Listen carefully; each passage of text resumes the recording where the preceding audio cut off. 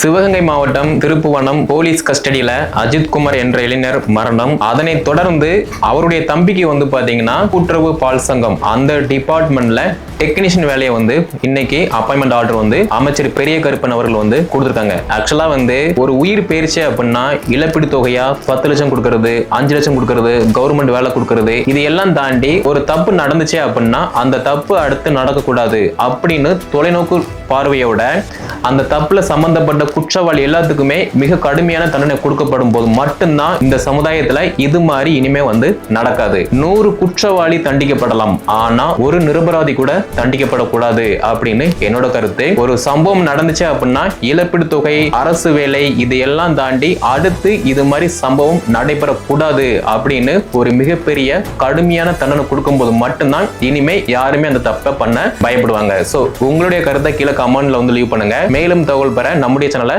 Subscribe பண்ணுங்க.